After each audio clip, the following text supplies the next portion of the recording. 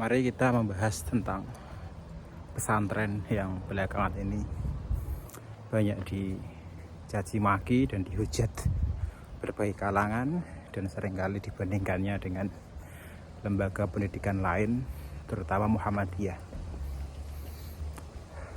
Tentu saja apa yang terjadi di Sidoarjo di pesantren Al-Khazini itu adalah sebuah musibah. Tentu terdapat kesalahan manusia di situ, tapi bukan berarti kita bisa mengeneralisir bahwa semua pesantren itu seperti itu.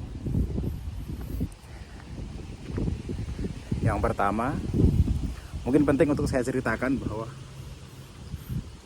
tanpa pesantren mungkin saya tidak ada berada di sini. Bayangkan saja, setelah saya lulus dari SMP, saya pengen sekali sekolah, melanjutkan ke SMA, tetapi tidak ada orang ataupun lembaga pendidikan yang membantu saya. Sampai akhirnya saya bekerja selama 1 tahun. Saya belajar gitar dan harapan nanti saya akan ngamen. Paginya saya sekolah, pulangnya saya ngamen. Dan finally saya datang ke pesantren di Yogyakarta. Saya bilang langsung kepada kiainya bahwa saya punya keinginan yang kuat untuk sekolah. Dan di situ saya menemukan tempat untuk melanjutkan studi saya.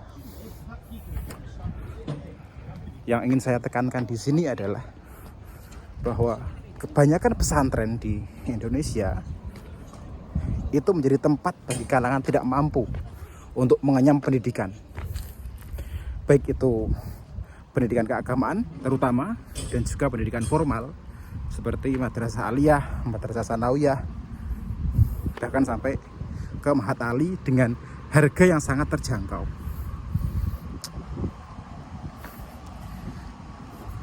Tentu saja tidak semua pesantren abai terhadap bangunan pesantren. Selama saya mondok di pesantren Sunan Bondan Aran misalnya, begitu jumlah santri itu meningkat, pesantren mengupayakan untuk memindah semua santri ke bangunan-bangunan yang baru, yaitu madrasah-madrasah bangunan baru itu ditempati para santri, dan bangunan yang lama itu dirobohkan semuanya untuk dibangun menjadi sekolah. Hal yang sama juga terjadi misalnya di pesantren Termas yang beberapa hari ini kemudian mengundang dinas PUPR untuk mengecek kelayakan bangunan pesantrennya, dan kemudian sebagian dirobohkan untuk diganti dengan bangunan yang baru. Di pesantren saya yang satunya lagi, selama saya kuliah, kiai saya tidak pernah menyelenggarakan acara seperti khataman atau lainnya yang akan menghabiskan banyak anggaran dengan alasan daripada uang itu digunakan untuk khataman, lebih baik digunakan untuk memperbaiki toilet. Sesederhana itu. Jadi tidak bisa kita semena-mena menghakimi pesantren, karena masih banyak, mungkin jutaan anak bangsa yang hanya bisa menggapai pendidikannya, keinginannya untuk melanjutkan sekolah hanya atau diantaranya melalui pesantren. Kalau di Muhammadiyah misalnya, berapa biaya yang harus dikeluarkan? Gedung, ada biaya pembangunan, SPP-nya juga mahal, dan cenderung itu diperuntukkan kepada kelas menengah atas. Dan pada akhirnya memang semuanya harus berbenah.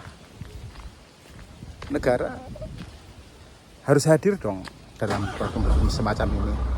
Tidak serta-merta yang disalahkan hanya pesantren, apalagi kemudian menghakimi kiainya. Ya, mungkin itu yang bisa saya sampaikan. Dan yang terakhir, tentu saja hati saya sakit ketika kiai menguasai di pesantren itu dicaci maki semacam itu. Hati saya sakit, karena bagaimanapun tanpa pesantren saya tidak akan bisa mendapatkan pendidikan seperti yang saat ini saya rasakan.